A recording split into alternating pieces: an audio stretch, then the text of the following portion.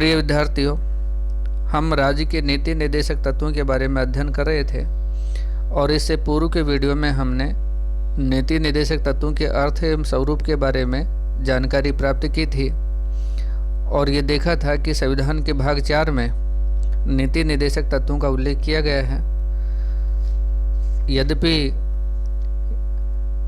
नीति निर्देशक तत्वों के पीछे वैधानिक या कानूनी शक्ति नहीं है, तो भी ये शासन के लिए एक प्रकाश स्तंभ का कार्य करते हैं।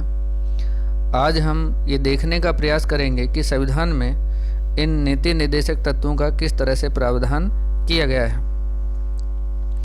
हम देखते हैं कि जो संविधान में नीति निर्देशक तत्व हैं, उनको न्यायालय के द्वारा कानूनी रूप से नियोजित नहीं ठहराया जा सकता है, परंतु फिर भी ये शासन के लिए मौलिक हैं, मूलभूत हैं और कानून बनाते समय इन सिद्धांतों को लागू करना राज्य का कर्तव्य निर्धारित किया गया है। राज्य ये यथासंभव ये प्रयास करेगा कि एक ऐसी सामाजिक व्यवस्था जिसमें सामाजिक, आर्थिक और राजनीतिक न्याय की प्राप्ति हो, राष्ट्रीय जीवन की सभी संस्थाओं में कायम हो, इस प्रकार की नीतियों का अनुसरण करेगा। राज्य के द्वारा स्त्री और पुरुषों के लिए जीविकोपार्जन के पर्याप्त और समान साधन उपलब्ध कराए जाएंगे।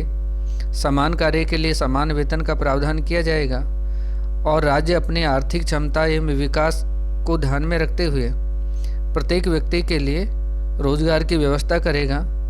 इसके अतिरिक्त वृद्धावस्था, बीमारी और असमर्थता या अयोग्यता की अवस्था में राज्य के द्वारा सहायता प्रदान की जाएगी। राज्य कर्मकारों को निर्वाह मजदूरी और कार्य की मानवोचित परिस्थितियों का निर्माण करेगा। इस तरह से उद्योगों का प्रबंध करेगा जिसमें कामगारों की पूर्ण सहभागिता हो। तो ये मोटे मोटे निर्देशक सिद्धांत निर्धारित किए गए थे। इन निर्देशक सिद्धांतों को हम अलग अलग भागों में विभाजित कर सकते हैं। तो सबसे पहले हम सामाजिक हित से संबंधित निर्देशक तत्व लेते हैं। न्याय पर आधारित सामाजिक संरचना से संबंधित अनुच्छेद 38(1) में उल्लेख किया गया है और इसमें ये कहा गया है कि राज्य लोगों के जीवन स्तर को सुधारने और स्वास्थ्य सुधारने के लिए प्रयत्न करेगा। इसी उद्देश्य की पूर्ति के लिए औषधि में प्रयोग किए जाने के अतिरिक्त स्वास्थ्य के लिए जो हानिकारक मादक द्रव्य हैं, उन पदार्थों को रोकने का प्रयास करेगा। राज्य समाज के जो निर्बल वर्ग हैं, विशेषकर अनुसूचित जाति जनजातियों के शिक्षा एवं अर्थ संबंधित हितों का विशेष रूप से ध्यान रखेगा, उनकी उन्नति का प्रयास करेगा, सामाजिक अन्याय और सभी प्रकार के शोषण से उनकी रक्षा करेगा। तो इस तरह का सामाजिक हित से संबंधित कुछ निर्देशक तत्व हैं। इसी तरह से आर्थिक सुरक्षा से संबंधित निर्देशक तत्व हैं। इन आर्थिक सुरक्षा से संबंधित जो निर्देशक तत्व हैं, उनमें पहला ये है कि राज्य प्रत्येक स्त्री और पुरुष के समान रूप से जीविका के साधन उपलब्ध कराएगा। राज्य देश के भौतिक साधनों के स्वामित्व और नियंत्रण की ऐसी व्यवस्था करेगा जिससे सार्वजनिक हितों की वृद्धि हो। राज्य इस बात का भी ध्यान रखेगा कि संपत्ति और उत्पादन के साधनों का इस प्रकार केंद्रीकरण न हो जिससे सार्वजनिक हित की हानि हो। राज्य स्त्री पुरुष के लिए समान कार्य के लिए समान वेतन का प्रावधान करेगा। राज्य श्रमिक पुरुषों और स्त्रियों के स्वास्थ्य और शक्ति तथा बालकों की सुकुमार अवस्था का दुरुपयोग नहीं होने देगा। मूल संविधान में कहा गया था कि राज्य बच्चों तथा युवकों के शोषण, भौतिक अनैतिक परित्याग से रक्षा करेगा। 42वें संविधान संशोधन द्वारा इसे आगे संशोधित किया गया और ये कहा गया कि राज्य के द्वारा बच्चों को स्वस्थ रूप में विकास के लिए अवसर और सुविधाएं प्रदान की जाएंगी। उन्हें स्वतंत्रता और सम्मान की स्थिति प्राप्त होगी। बच्चों तथा युवकों के शोषण से तथा भौतिक व नैतिक परित्याग से रक्षा की जाएगी। तो इस तरह से इस प्रावधान को 42वें संविधान संशोधन के माध्यम से और अधिक प्रभावी बनाया गया है। 7वां, राज्य अपनी क्षमता के अनुसार सभी नागरिकों को उनकी योग्यता के अनुसार रोजगार, शिक्षा तथा बेकारी, बुढ़ापा, बीमारी और अन्य हिंसा आदि दशाओं में सार्वजनिक सहायता की व्यवस्था करे। 8वां, राज्य ऐसा प्रयत्न करेगा कि व्यक्तियों को अपने अनुकूल अवस्थाओं में ही कार्य करना पड़े। तथा स्त्रियों को प्रसूति अवस्था में कार्य न करना पड़े। राज्य इस बात का प्रयत्न करेगा कि कृषि और उद्योगों में लगे हुए सभी मजदूरों को अपने जीवन निर्वाह के लिए पर्याप्त वेतन मिले, उनका जीवन स्तर ऊपर उठे और अवकाश के समय का उचित उपयोग हो सके, सामाजिक और सांस्कृतिक उन्नति का अवसर प्राप्त हो। तो ये प्रावधान इसमें किए गए हैं।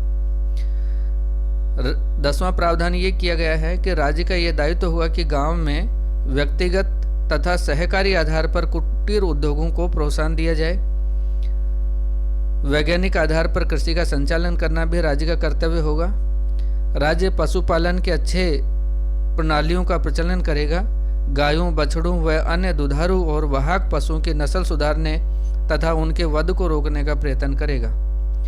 समाज के कमजोर वर्गों के लिए निःशुल्क और कानूनी सहायता की व्यवस्था करेगा। औद्योगिक संस्थानों के प्रबंध में कर्मचारियों की भागीदारी बढ़ाने का कार्य करेगा। तो ये आर्थिक सुरक्षा से संबंधित निर्देशक तत्व थे।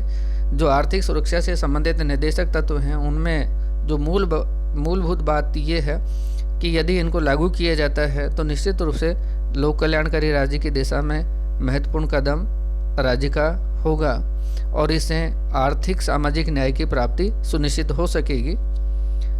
इसी तरह से न्याय और शिक्षा और प्रजातंत्र से संबंधित कुछ निर्देशक तत्व हैं। राज्य भारत के समस्त क्षेत्र में नागरिकों के लिए एक समान नागरिक संहिता प्राप्त करने का प्रयास करेगा। ये अनुच्छेद 44 में प्रावधान किया गया है। राज्य न्यायपालिका को कार्यपालिका से पृथक करने के लिए उचित कदम उठाएगा। अनुच्छेद 45 में कहा गया है कि विधान लागू होने के 10 वर्ष के अंदर राज्य 16 वर्ष तक के बालकों के लिए निःशुल्क और अनिवार्य शिक्षा का प्रावधान करेगा। 86वें संविधान संशोधन द्वारा निर्देशक तत्वों में इसके स्थान पर एक नया अनुच्छेद जोड़ा गया जिसमें कहा गया कि राज्य प्रारंभिक बाल्यावस्था में देखभाल और 6 वर्ष से कम उम्र के बच्चों के लिए शिक्षा के लिए प्रयास करेगा। राज्य ग्राम पंचायतों के संगठन की ओर कदम उठाएगा तथा उन्हें उचित अधिकार प्रदान करेगा ताकि वे शासन की मूलभूत इकाई के रूप में कार्य कर सके। तो ये न्याय, शिक्षा और लोकतंत्र से संबंधित थे। इसी तरह से प्राचीन स्मारकों की रक्षा से संबंधित कुछ निर्देशक तत्व हैं। इन तत्वों द्वारा प्राचीन जो स्मारकें हैं, कलात्मक महत्व के जो स्थान हैं, राष्ट्रीय महत्व के भवन हैं, उनकी रक्षा करना राज्य का दायित्व सौंपा गया है। इसमें यह कहा गया है कि राज्य का दायित्व होगा कि प्रत्येक स्मारक कलात्मक और ऐतिहासिक रूप दृष्टि के जो हैं, जिन्हें संसद ने राष्ट्रीय महत्व का घोषित कर रखा है, उनकी रक्षा करना राज्य का दायित्व है। 42वें संविधान संशोधन में कहा गया है कि राज्य देश के पर्यावरण की रक्षा करेगा, उसमें सुधार का प्रयास करेगा। राज्य के द्वारा वन और वन्य जीवन की सुरक्षा का भी प्रयास किया जाएगा। तो ये प्राचीन स्मारकों की रक्षा से संबंधित कुछ निर्देशक तत्व थे। इसी तरह से अंतर्राष्ट्रीय शांति और सुरक्षा से संबंधित निर्देशक तत्व हैं और रक्षा की है कि वो इन आदर्शों को प्राप्त करने का प्रयत्न करेगा, जिसमें है अंतर्राष्ट्रीय शांति और सुरक्षा में वृद्धि करना, राष्ट्रों के बीच न्याय और सम्मानपूर्ण संबंधों की स्थापना करना, राष्ट्रों के परस्पर व्यवहार में अंतर्राष्ट्रीय कानून और संधियों के प्रति आदर का भाव बढ़ाना, अंतर्राष्ट्रीय झगड़ों को मध्यस्थता द्वारा सुलझाने के लिए प्रयास करना। तो ये अंतर्राष्ट्रीय शांति और सुरक्षा से संबंधित निर्देशक तत्व हैं और इन तत्वों के माध्यम से ये प्रयास किया गया है कि जो एक आदर्श है अंतर्राष्ट्रीय शांति और सुरक्षा का, वो प्राप्त किया जाए। राष्ट्रों के बीच में न्याय और सम्मानपूर्ण संबंधों की स्थापना हो, अंतर्राष्ट्रीय शांति और सुरक्षा में वृद्धि की जाए। हम देखते हैं कि भारत ने इन्हीं निर्देशक तत्वों की अनुपालना में या इनको प्राप्त करने की दिशा में अंतर्राष्ट्रीय क्षेत्र में अंतर्राष्ट्रीय शांति और सुरक्षा से संबंधित अनेक कार्य किए हैं। गुटनिरपेक्षता इसका उदाहरण है, पंचशील के सिद्धांत इसके उदाहरण हैं कि भारत के पड़ोसी देशों के साथ जो संबंध है वो इसके उदाहरण है कि भारत का हमेशा ये प्रयास रहता है कि अंतर्राष्ट्रीय शांति और सुरक्षा में वृद्धि हो, पड़ोसियों के साथ मित्रतापूर्ण संबंध हो, राष्ट्रों के बीच न्याय और सम्मानपूर्ण संबंधों की स्थापना हो और जो भी अंतर्राष्ट्रीय कानून हैं, नियम हैं, संधियाँ हैं, समझौते हैं, उनका आदर और सम्मान के साथ पालन किया जाए और जो भी अंतर्राष्ट्रीय झगड़े हैं उनको मध्यस्थता द्वारा बिना किसी युद्ध या हिंसा के उनका समाधान किया जाना चाहिए। तो इस तरह से ये जो निर्देशक तत्व हैं उसमें अंतर्राष्ट्रीय शांति और सुरक्षा की स्थापना का भी प्रयास किया जाता है। तो इस तरह से हम देखते हैं कि भारतीय संविधान के भाग 4 में जो निर्देशक तत्व दिए गए हैं वे वास्तव में शासन के आधारभूत प्रकाश स्तंभ के समान हैं, और यदि राज्य के द्वारा इनको लागू किया जाता है तो निश्चित रूप से ये सामाजिक आर्थिक विकास में, अंतर्राष्ट्रीय शांति और सुरक्षा की स्थापना में महत्वपूर्ण साबित हो सकते हैं। और राज्य के द्वारा अपने कानूनों का निर्माण करते समय, नीतियों को लागू करते समय इनके पालन की अपेक्षा रखी जाती है। इनके पीछे यद्यपि वैधानिक शक्ति नहीं है, फिर भी लोकमत की शक्ति है, और ये लोकमत की शक्ति के द्वारा इनका पालन किया जाता है।